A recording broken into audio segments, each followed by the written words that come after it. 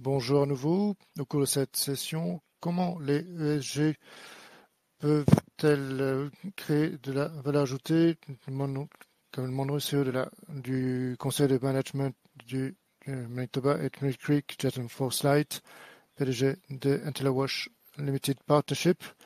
Messieurs, c'est à vous. Merci.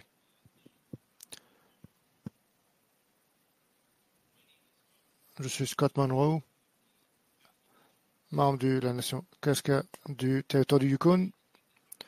Je voudrais saisir cette opportunité pour reconnaître que je suis aujourd'hui sur les territoires des territoires traditionnels non cédés des nations Mishkwam et les peuples Snewish qui ont vécu sur ce territoire depuis des millénaires. Leur culture et leur présence ont nourri et continuent de nourrir cette terre. Leur préoccupation et intérêt pour cette terre depuis des temps immémoriaux sur ce territoire que nous appelons aujourd'hui notre maison. Certains de ces bénéficiants partagés aujourd'hui, nous retrouvons cette plateforme virtuelle, nous reconnaissons l'importance de ces territoires sur lesquels nous nous trouvons et nous voulons réaffirmer notre engagement et notre responsabilité d'améliorer les relations entre les nations et d'améliorer notre propre compréhension des populations autochtones ainsi que de leur culture. D'une côte à l'autre, nous reconnaissons ces territoires ancestraux des peuples, nations autochtones, métis. Nous vous invitons à un moment de réflexion pour reconnaître les familles autochtones et communautés autochtones dans un esprit de vérité, réconciliation et de coopération.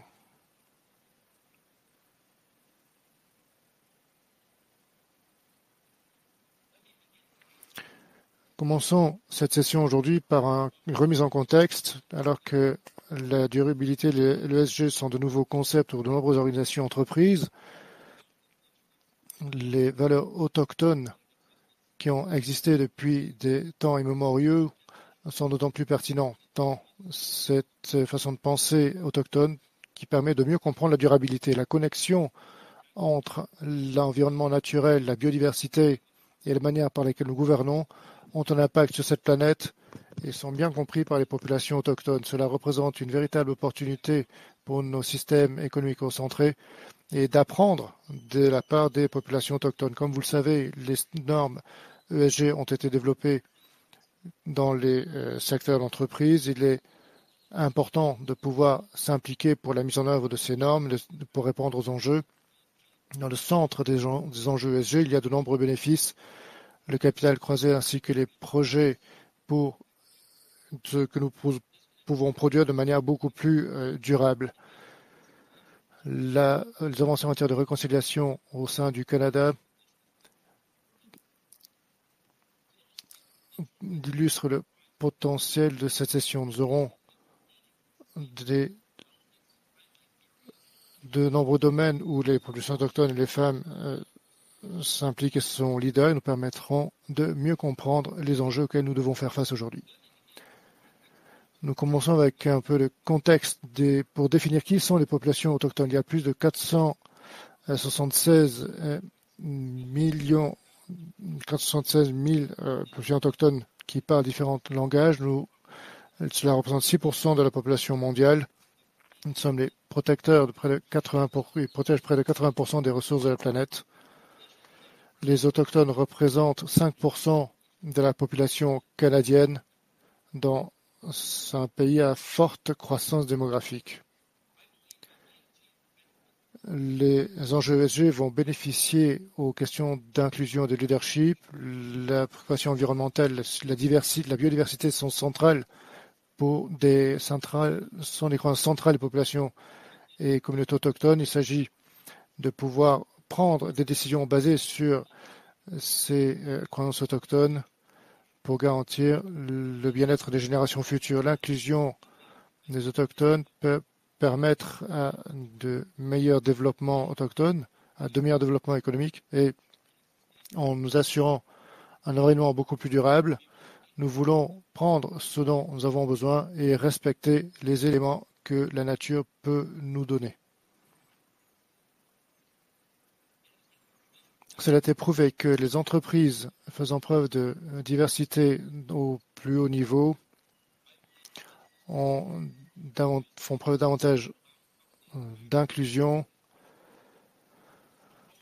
Les décideurs politiques peuvent participer à l'inclusion autochtone, pouvant garantir l'inclusion et une transition à une économie faible en carbone. Après tout, les projets miniers et énergétiques auront besoin davantage de consultations auprès des communautés autochtones.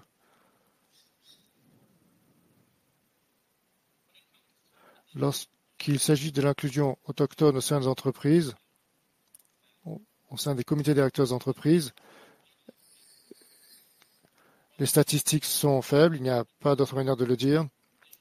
Les populations autochtones sont sous-représentées dans les corporations au Canada. La bonne nouvelle, c'est que l'administrateur de la Sécurité du Canada a proposé de changer cette réalité en proposant aux entreprises d'améliorer, d'augmenter la représentation autochtone au sein de leur entreprise. À l'issue de cette session, nous allons envoyer une lettre soutenant cette initiative pour l'inclusion de représentants des populations autochtones auprès des différents conseils d'administration.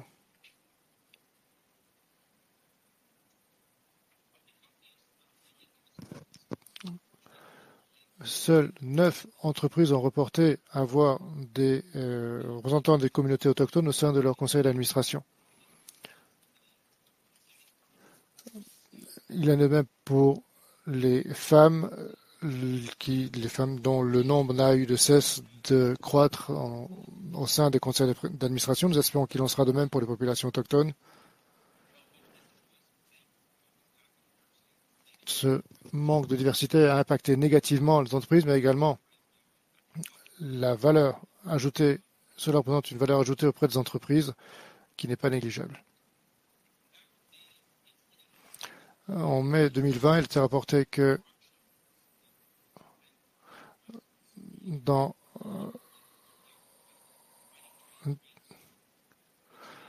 qu'en Australie, Rio Tinto a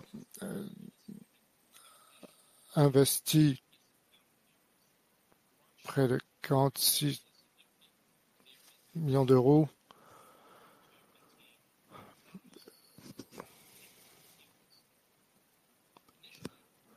au début. Le conseil d'administration de Rio Tinto a décidé de réduire les bonus auprès de leurs employés. Cela a été mal reçu.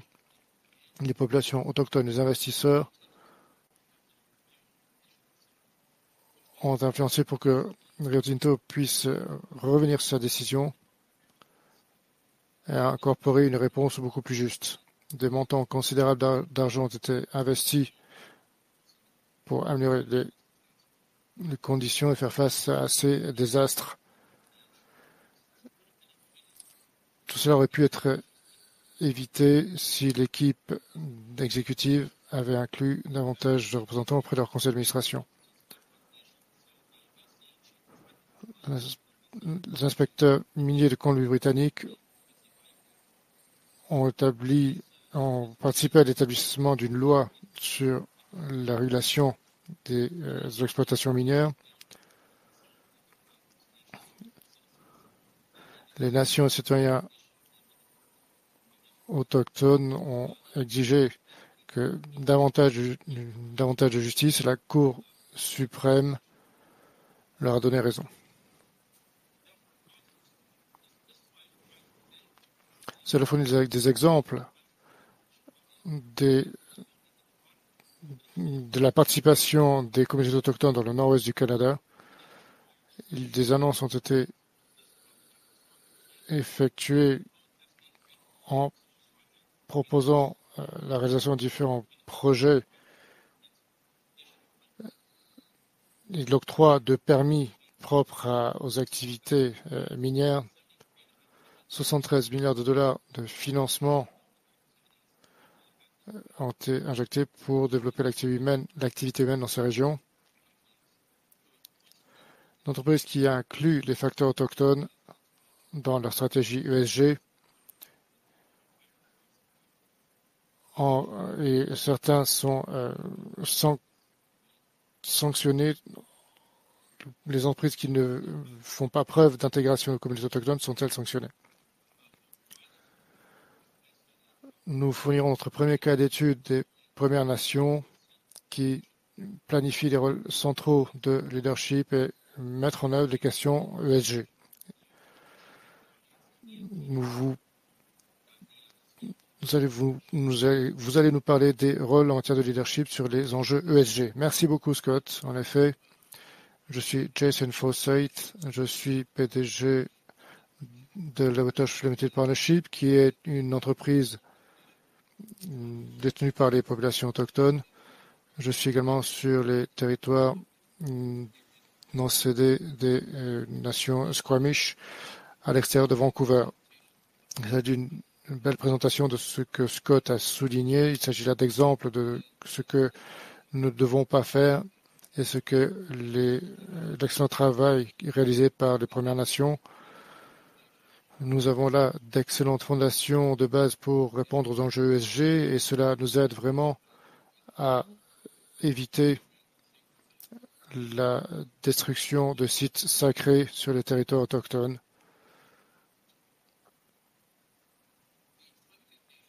Le plan de structure d'intégration des rivières Squamish depuis le printemps dernier est également remarqué par Justin Hunter du Global Mail. Il s'agit là d'une zone très spéciale, très particulière. Je vais vous donner un petit peu d'éléments d'information pour pouvoir développer nos conversations. Pour celles et ceux qui n'ont jamais eu le plaisir de venir ici en Colombie-Britannique, il s'agit d'une vallée magnifique. Il s'agit de la vallée de l'Indy River, énormément de valeurs naturelles avec des montagnes enneigées, de très belles vallées et des eaux particulièrement limpides et claires qui s'intègrent directement dans l'océan par le biais de ce magnifique estuaire. Le bassin versant de cette rivière indienne est juste à l'extérieur de Vancouver. Ce n'est pas la photo que vous voyez derrière moi, mais juste en bas, vous voyez Vancouver. C'est à 20 km avant d'atteindre le bassin versant de la rivière indienne et c'est à une demi-heure de bateau du centre-ville de Vancouver. Donc c'est vraiment un bijou dans ce territoire avec l'interface urbaine, mais également énormément de paysages naturels à proximité. Donc, je pense que c'est un paysage qui a évolué depuis les 10 000 dernières années. Nous l'appelons 1782. Il s'agit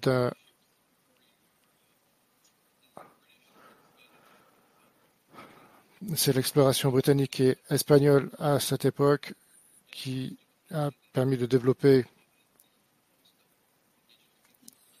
la zone et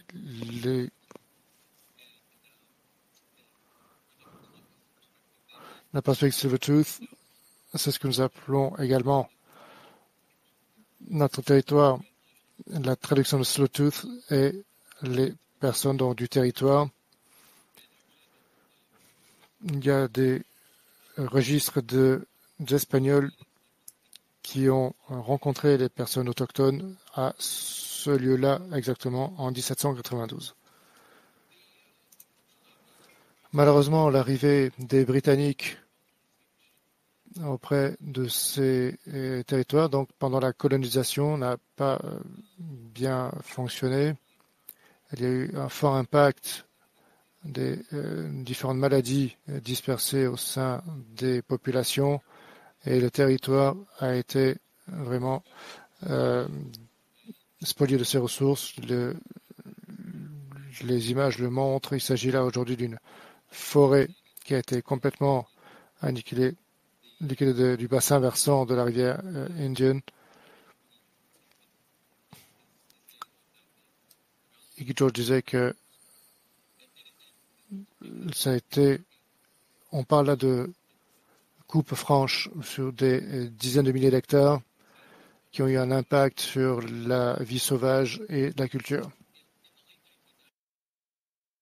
À la fin des années 1990, on dit que ça suffit, il va falloir que l'on contrôle le territoire et nous avons commencé à utiliser les terres différemment et nous avons fait un plan d'utilisation de la terre pour ce territoire et ensuite nous avons donc décidé d'utiliser cette opportunité de développement.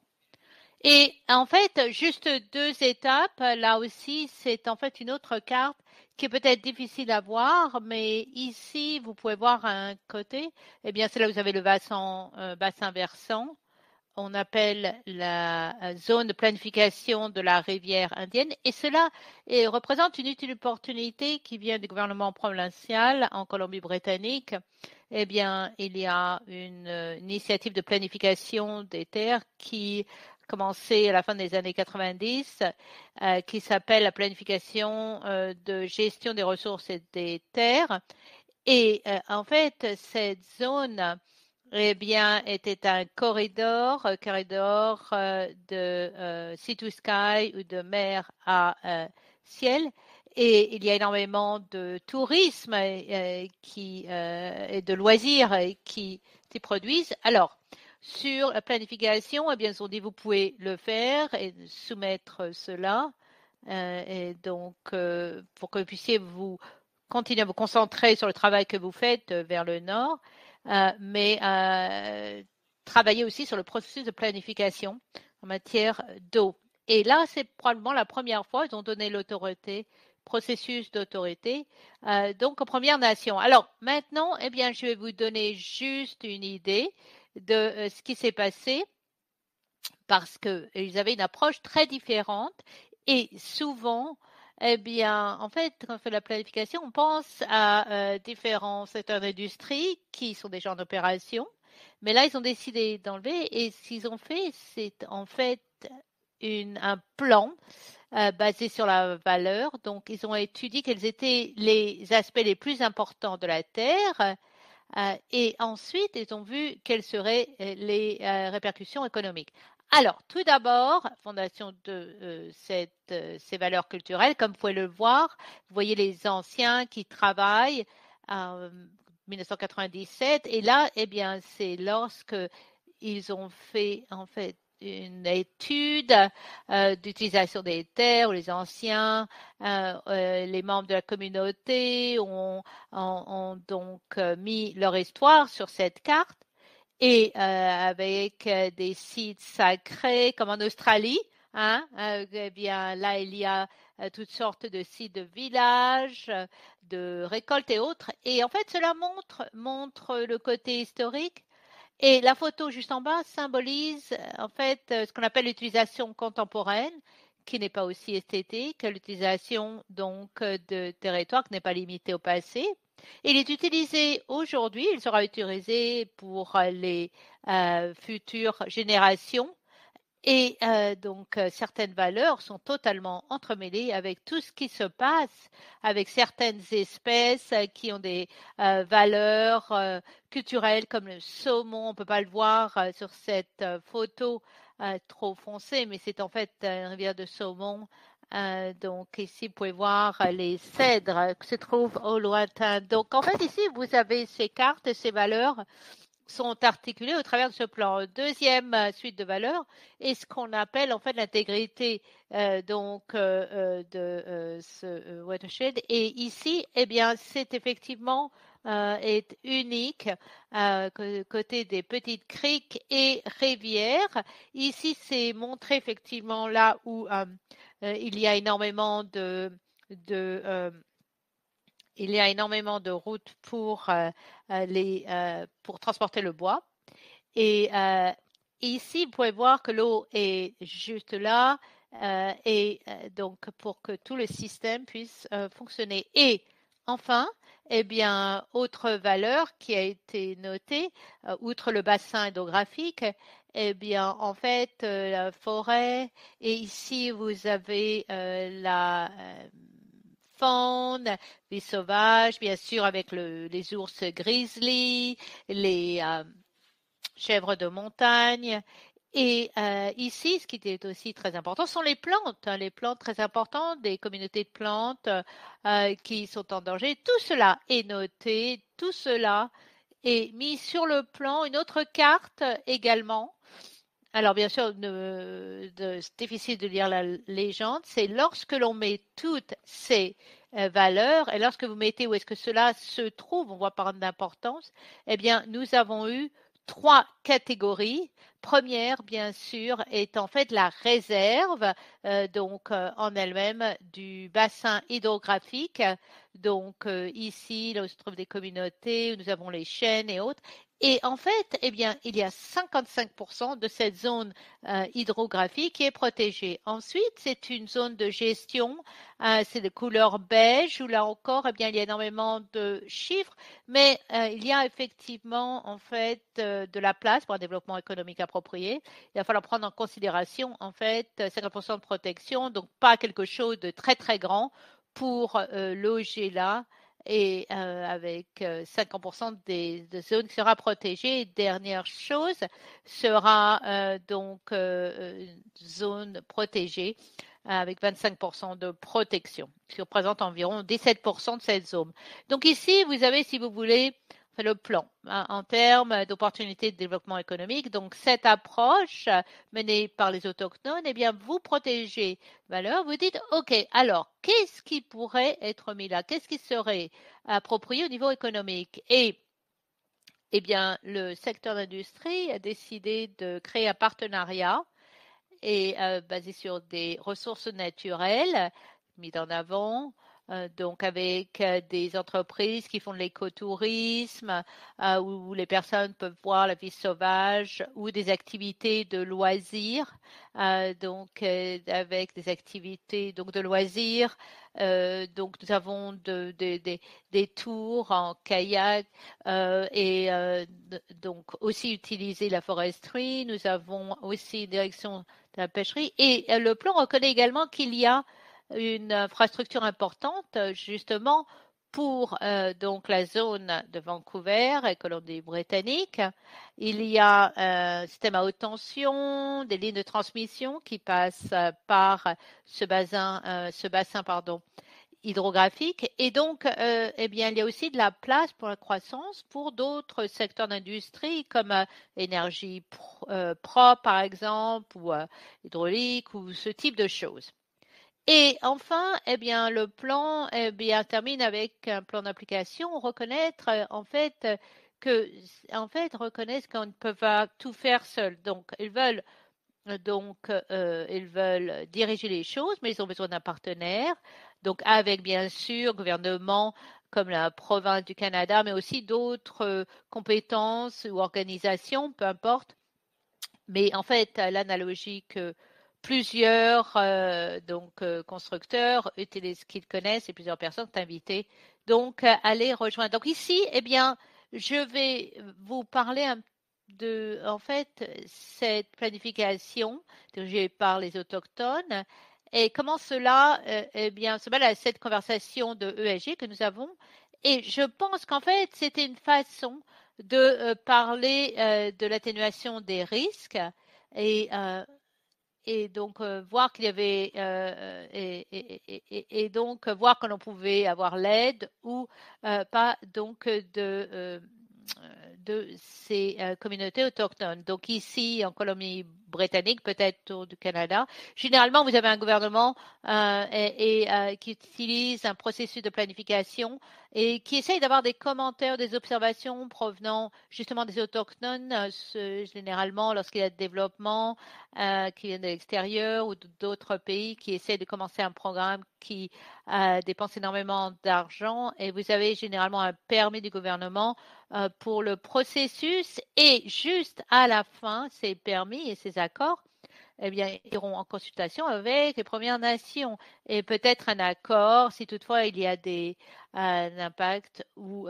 d'autres types de fonction de l'accord. Et en fait, eh bien, si une nation n'est pas en faveur, si toutefois, eh bien, votre projet ou secteur d'industrie crée un risque sur ces sites sacrés ou ces valeurs importantes aux communautés autochtones, eh bien, à ce moment-là, il y aura des millions de dollars qui iront dans ces projets qui ne sera pas réalisés. Dans certains cas, eh bien, certains seront même d'un lieu à différents procès et autres. Donc, en fait, l'approche dirigée par les autochtones est bien supérieure dès le départ. Hein.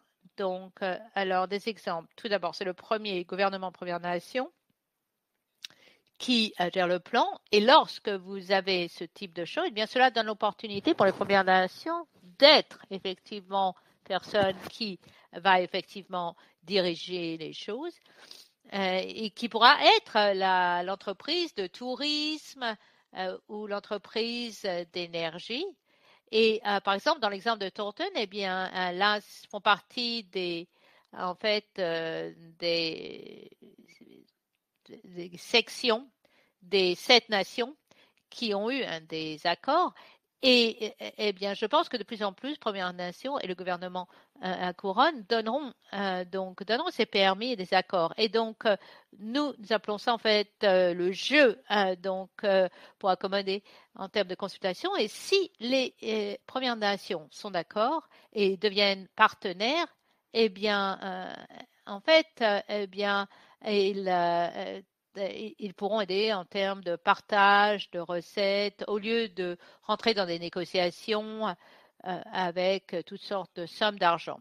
Donc, dans l'ensemble, eh bien, cela change le script parce que lorsque le script est déposé pour être approuvé, eh bien, c'est là où les choses changent. Alors, ici, cela va terminer ma présentation et donc, je garde du temps pour répondre aux questions et merci à vous. Et je repasse la parole à Scott. Allez-y. Merci beaucoup. Merci beaucoup, Jason. Maintenant, j'aimerais bien passer la parole à Jesse Beaton, qui, en fait, va nous parler du travail qu'il fait. Allez-y. Eh bien, écoutez, merci beaucoup, Scott, Jason, pour votre présentation. Et merci de m'avoir demandé de venir. Je m'appelle Jacob Beaton et je suis à Jeff Oskik et je suis Oskik donc de la côte nord-ouest. C'est là d'où vient mon nom. Je habite sur le territoire de Gilligan et je gère une initiative qui s'appelle Tea Creek et c'est dont on parle, mais plus largement, peut-être que l'on parle de l'opportunité qui existe pour le pays, mais aussi au niveau international, d'engager avec des autochtones et des portes ouvertes pour que nous puissions participer justement à l'économie et les avantages que nous pouvons recevoir. Alors, tout d'abord, j'aimerais bien parler de la façon dont Truc a commencé. Eh bien, cela a été une initiative qui a gagné des récompenses. La récompense BC Land. Nous avons été sélectionnés par les Nations Unies en termes agricoles, donc en tant que héros alimentaires d'Amérique du Nord, en octobre dernier pour la journée alimentaire du monde. J'ai été invitée aussi à parler à un caucus COP 15 et j'ai aussi été un expert sur un comité du Sénat sur les questions agricoles et alimentaires. Donc, depuis les 3 dernières années, toutes sortes de choses sont passées depuis Tetrick, que nous l'avons lancé en 2021. Et cela, en fait, eh bien, on se pose la question, on se dit pourquoi? Eh bien, on a toujours autant de tensions. Avec ma famille, nous avons commencé une ferme.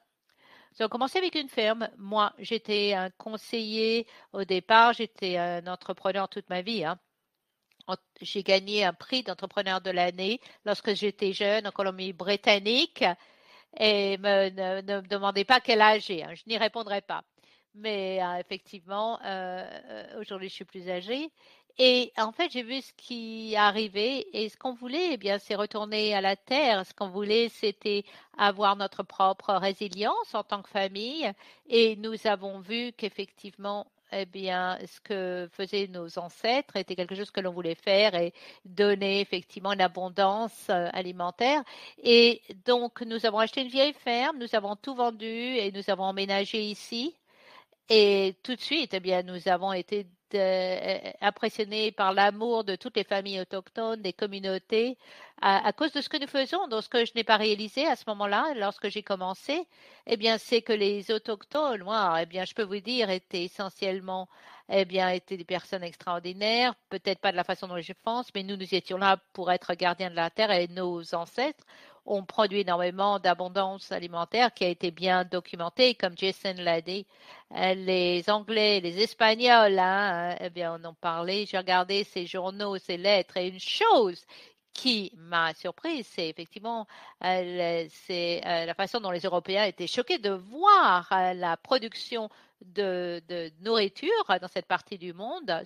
Et sur la côte ouest, ils ont parlé de la grande qualité des hébergements, des vêtements qui étaient donc opulentes et les normes sur la nourriture qui étaient opulentes, comme je vous l'ai dit, par rapport à ce qu'ils avaient dans leur pays.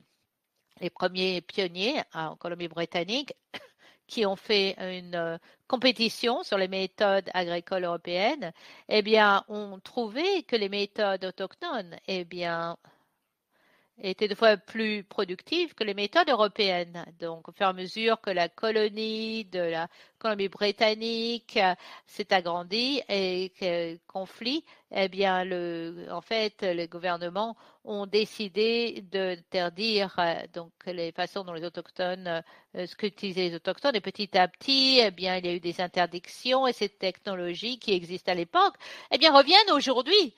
Et nos systèmes alimentaires ont des problèmes au niveau international. Les terres, eh bien, malheureusement, eh bien, ont des problèmes, ne donnent plus autant aussi bonne pour les cultures, de culture, pardon.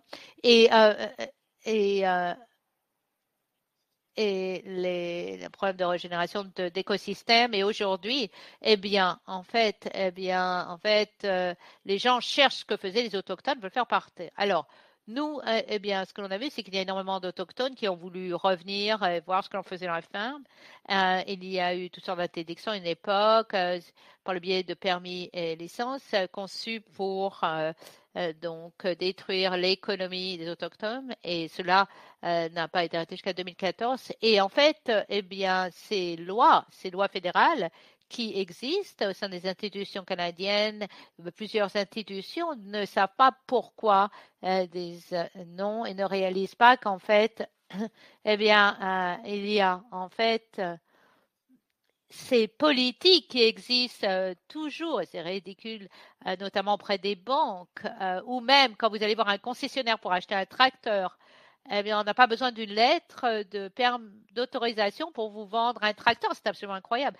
Donc, il y a énormément de choses qui restent aujourd'hui au sein de notre économie, si vous êtes autochtone, et qui nous arrêtent de pouvoir participer à l'économie et, dans mon cas, dans l'économie alimentaire. Donc, ici, je vous donne juste une leçon historique. J'ai parlé un peu plus longtemps que prévu. Mais ce que je voulais, eh bien, c'était en fait parler de l'histoire. Pourquoi? Parce que, en fait, eh bien, en fait, les gens étaient en fait des chasseurs, étaient des cueilleurs. Non, nous sommes aussi dans le domaine agricole et nous travaillons dans les fermes. Donc, il y a des gens qui utilisent différents mots pour définir cela, mais en fait, eh bien, mes ancêtres étaient travaillés effectivement donc à la ferme et jusqu'au jour où effectivement ils n'ont pas plus le faire.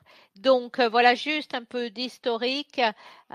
Et donc maintenant, je vais vous parler en fait de ce que l'on a. On a un modèle T-Creek et on a, Jason l'a dit, nous sommes dirigés par communauté autochtone. Pourquoi? Parce que nous avons travaillé avec une organisation autochtone, c'est-à-dire que une grande partie des décisions qui sont prises tous les jours sont prises par des autochtones. Et ça, je peux vous dire que c'est un concept hyper important. Pourquoi? Parce que nous avons vu que lorsque vous donnez la prise de décision entre leurs mains, eh bien, les avantages, les bénéfices, eh bien, vont effectivement rentrer dans l'état d'esprit, dans la vision, c'est-à-dire que des autochtones, et ce que l'on dit, c'est en fait une priorité environnementale, une priorité sociale, création d'emplois et donc une prise de décision au niveau local. Notre impact est absolument extraordinaire. En 2021, notre première année en opération, eh bien, nous avons engagé plus d'Autochtones par rapport à d'autres programmes en Colombie-Britannique, comparé à d'autres programmes dans notre région l'année dernière. Participation des autochtones sur commerce, c'est bien à doubler. On est passé de 10 à 20% et on nous a dit que eh bien on fait partie de nous avons plus que doublé la participation. Pourquoi? Parce que nous avons réinventé finalement en fait des cours de formation de compétences avec lentilles autochtones, nous utilisons les mêmes développements en matière de compétences et cela marche 1000 fois mieux. Pourquoi? Parce que nous le faisons nous le faisons d'une façon sûre, culturellement, dirigée par les autochtones. Et c'est vrai que c'est extrêmement attrayant pour les autochtones de venir travailler ici. Alors actuellement, nous avons triplé la participation sur notre site par rapport à l'année dernière et nous avons du mal à en fait continuer. Et là, je regarde par la fenêtre et en parlant de gouvernance, eh bien, chef, aucun doit venir à la ferme et je regarde, il y a une grande table ici de chefs héréditaires qui sont là, qui vont se rencontrer, qui vont parler de la gouvernance, des développements économiques et comment nous pouvons transformer l'économie ensemble. Et ce qui est très bien. Donc, en fait, de l'urgence. C'est pour ça que nous sommes ici. Hein. Nous, comme on l'a dit, eh bien, nous avons effectivement énormément de diversité. 80% des restes de diversité du monde sont ici. Et ces terres représentent près de 20% du monde. Et les autochtones font cela. Donc, sur les ressources que nous avons. Mais alors, quelque chose que j'ai appris à Montréal, c'est qu'en fait, les autochtones, au niveau international, contribuent plus de 30% des objectifs de la planète. Donc, sur moins d'1% des ressources financières du monde. Donc, nous portons sur nos épaules, en fait, le travail du monde pour sauver la planète. Et nous n'avons pratiquement pas d'argent. L'accès à l'argent est certainement la plus grande barrière ici à Tikrit. Et lorsque l'on parle aux Premières Nations qui veulent rentrer là-dedans et produire de la nourriture, créer des emplois et localiser, si vous voulez, ces systèmes économiques et alimentaires, eh bien, l'argent est pratiquement inexistant. Il y a un problème qui existe, une grande injustice qui est là et qui se produit. Et on a besoin de changer ça. Et en changeant ça, eh bien, on peut tous gagner. Et ce que je voudrais souligner, c'est que les autochtones, eh bien, ne gardent pas ces bénéfices pour eux. Pas du tout. Le font pour tout le monde, pour les communautés locales.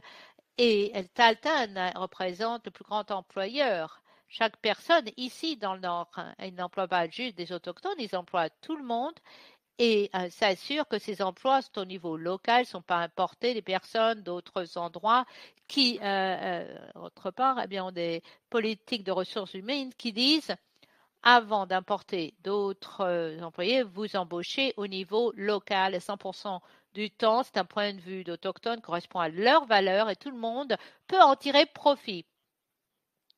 Alors, je vous ai parlé déjà de cet alignement des Autochtones, mais ce que j'essaye de vous dire ici, c'est que l'argent existe pour ce que nous faisons. Hein. Bien sûr, le marché existe. C'est juste, cet argent est juste gaspillé. Et moi, j'ai un exemple à vous donner, un exemple assez simple. Si vous en fait, vous pouvez donc en fait, eh bien, payer pour le carbone, pour compenser le carbone, et ça va dans un marché pour compenser, pour faire quelque chose, pour compenser votre empreinte de carbone. Généralement, c'est planter des arbres, n'est-ce pas?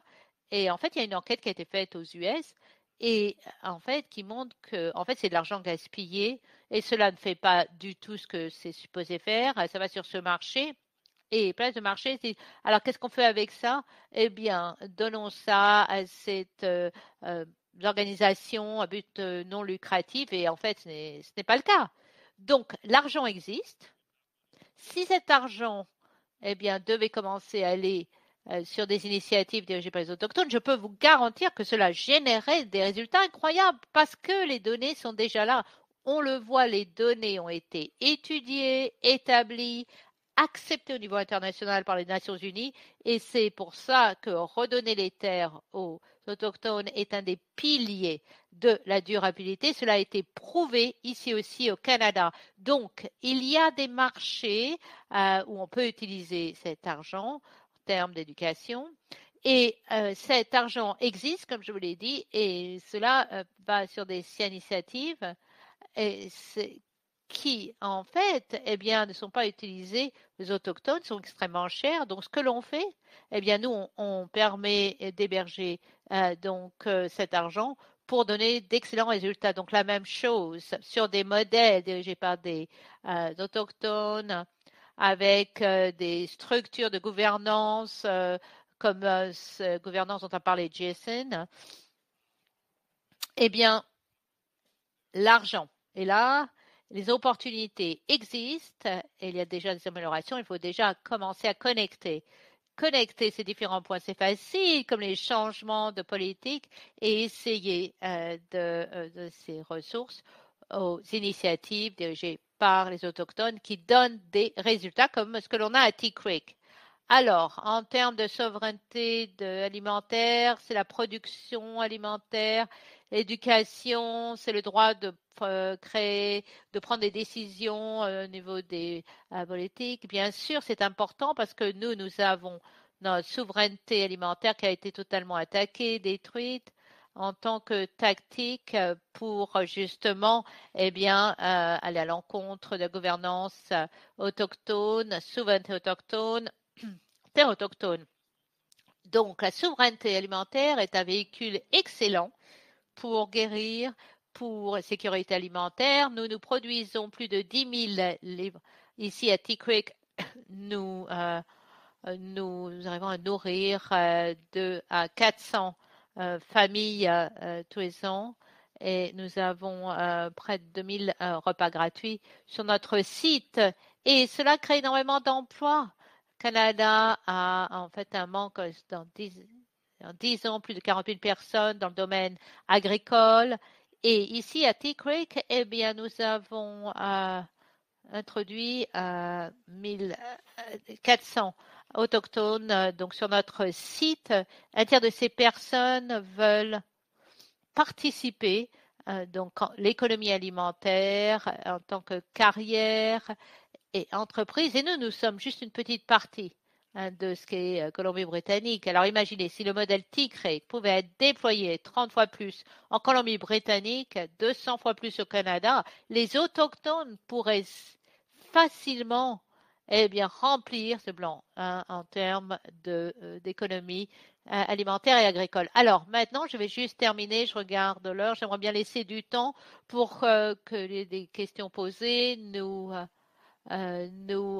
développons rapidement, très rapidement. Nous n'avons pas imprimé des posters ou autres ou donné des prospectus, mais nous avons pratiquement 200 étudiants enregistrés qui veulent se consacrer, rentrer dans ce domaine, commencer leur entreprise. Et ça, eh bien, ce se fera eh bien, dans les 6 prochaines semaines. Donc, nous avons dépassé notre objectif annuel en un mois et demi pour avoir consacré, pour avoir aidé.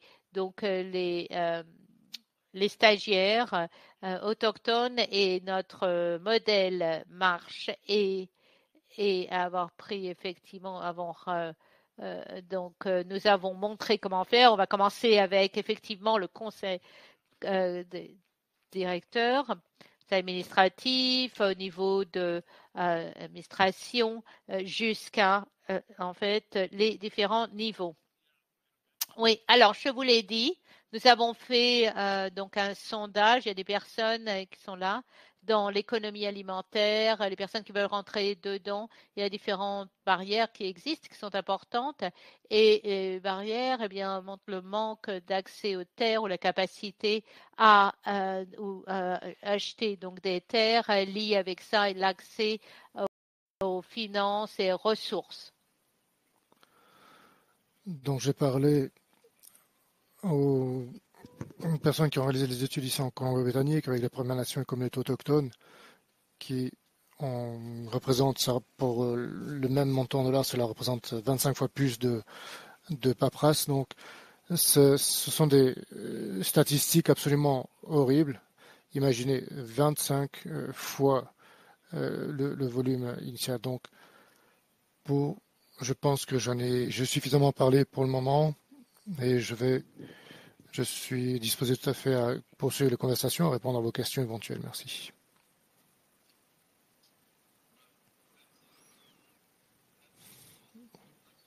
C'est vraiment un travail remarquable.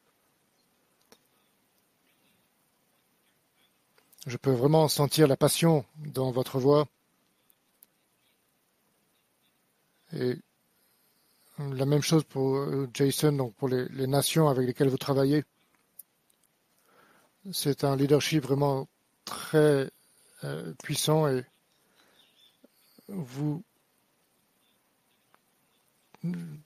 ça peut représenter énormément d'opportunités en termes de leadership qui a déjà été entamé. La conséquence des planifications des terres de gestion des terres sur lesquelles vous travaillez, lorsque vous voyez le retour de la biodiversité, en particulier dans des régions et des zones métropolitaines, comment peut-on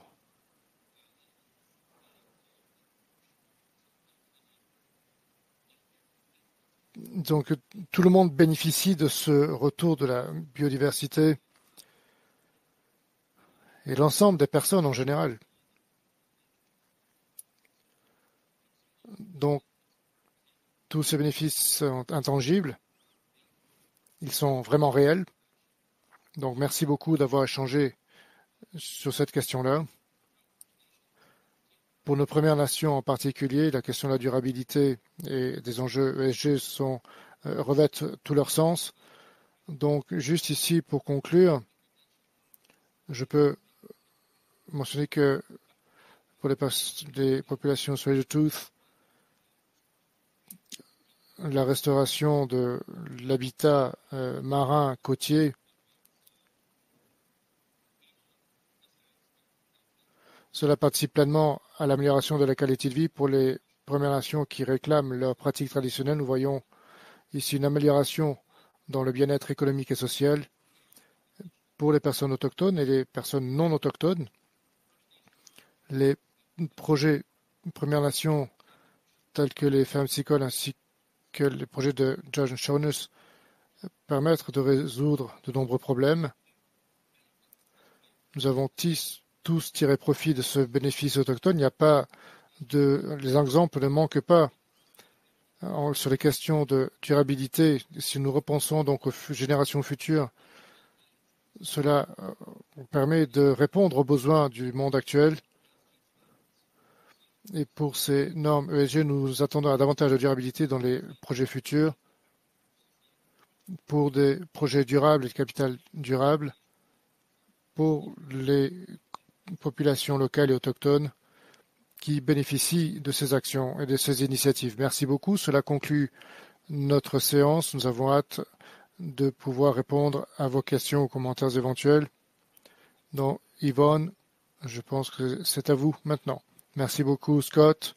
Fantastique présentation, messieurs. Un magnifique récit, très beaux exposés.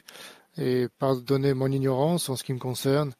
Cela a suscité une grande curiosité et j'ai vraiment hâte de retourner vers Jacob vis-à-vis de cette histoire, de ce récit concernant son échelle sans tracteur. Pouvez-vous conclure ainsi? Oui, bien sûr.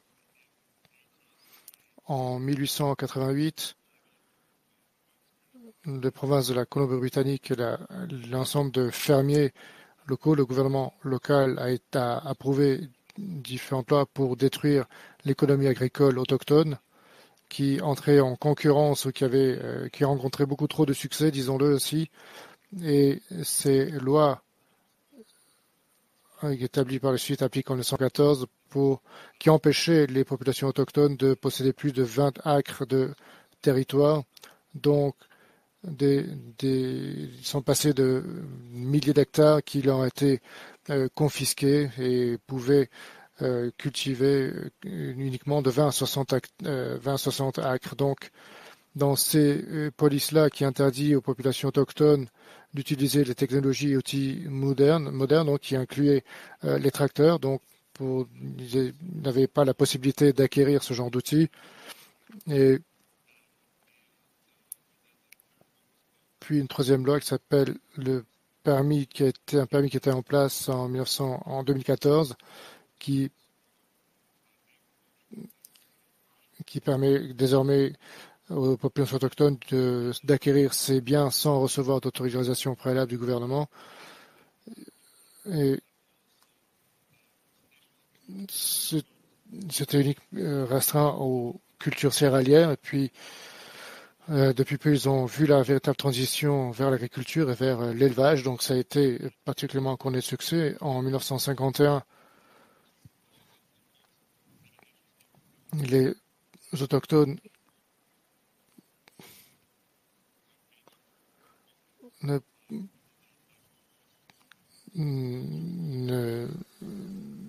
pouvaient pas, depuis 1850, les populations autochtones ne pouvaient pas ni pêcher ni pratiquer l'élevage. C'était d'autant plus qu'on fait en 1914. Et en 2021, nous avons pu accéder à l'acquisition de tracteurs. 2021, oui, 2021.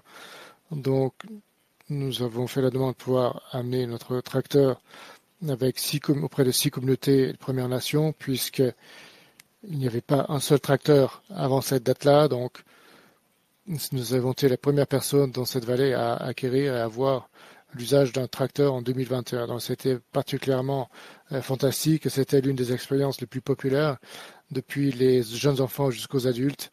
Et nous avons depuis lors acheté plusieurs tracteurs. Nous avons formé les gens à l'utilisation de ces outils, de ce tracteur. Si vous voyez notre site Instagram, vous voyez énormément de sourires. Les personnes,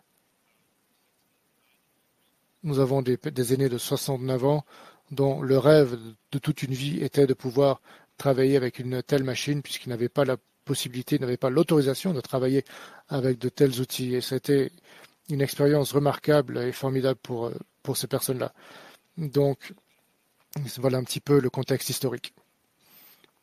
Quelle magnifique histoire. Donc,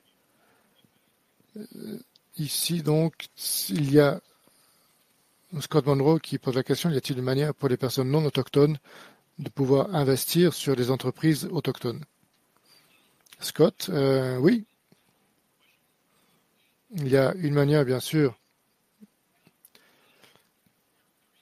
En effet, c'est possible. Et comme Jacob l'a souligné, les barrières principales concernent surtout le capital. Les Premières Nations qui veulent créer une activité empresariale ont les mêmes risques et opportunités de s'associer. Je pense qu'il s'agit d'établir une relation et comprendre quelles sont les valeurs des entreprises ou des détenteurs autochtones d'entreprises autochtones. Donc, il y a de nombreuses conversations qui peuvent s'entamer dès le départ, qui reposent sur la confiance. Et c'est la confiance qui va être vraiment la fondation, le ciment de ces relations d'entreprise avec les populations autochtones. Est-ce qu'on peut leur téléphoner ou leur envoyer un courriel en disant, voilà, j'ai le capital disponible pour pouvoir investir? Ça, c'est une bonne question, en effet. Il y a un nombre croissant de, de, de conseils d'entreprise dirigés par des organisations autochtones.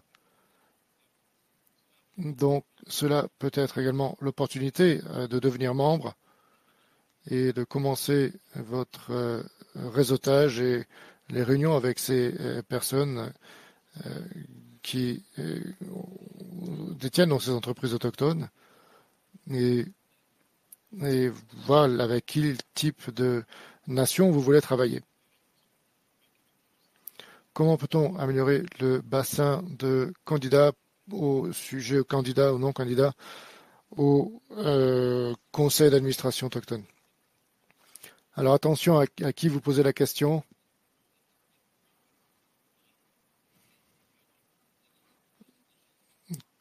Comment il faut vraiment souligner la sous-représentation des personnes autochtones auprès de ces conseils d'entreprise.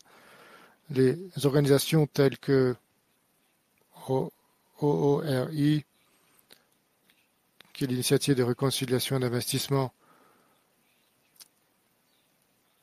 qui est une organisation canadienne. Je pense que la CCAB dont nous avons parlé a commencé à lancer des appels à candidature et cela a commencé donc avec les populations. Je suggérais de reconnaître l'expérience fantastique en matière de gouvernance et les compétences dont font preuve de nombreuses populations autochtones. Et si vous n'avez pas les crédentiels, c'est là une des barrières principales, en particulier sur l'expérience académique de l'éducation postsecondaire.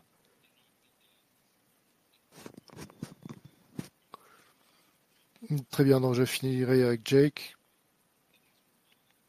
Est-ce que votre modèle a été répliqué ailleurs? Sur le tcric.ca, vous pouvez voir sur notre site internet, vous pouvez également envoyer un courriel. Nous travaillons à la levée de fonds pour justement répliquer et développer ce modèle qui est particulièrement important puisque énormément d'éléments ont été dérobés jusqu'à aujourd'hui. Des organisations ont essayé de détourner le succès du projet tcric à leur propre profit. Donc, en tout cas, tout le monde peut s'attendre également à ce genre de situation. La question concernant le marché, question fantastique puisque le Conseil de financement des projets autochtones avec lequel nous avons eu des discussions, nous avons besoin d'être intégrés sur le marché, un marché efficace pour faciliter certains investissements dans les entreprises autochtones. Et en fait, cela n'existe pas pour le moment, donc nous avons énormément d'attentes à ce niveau-là. Merci infiniment, messieurs. Nous vous souhaitons un merveilleux été. Nous revenons dans 15 minutes, nous revenons donc sur les risques et l'incorporation pour comprendre l'expérience et les différents obstacles.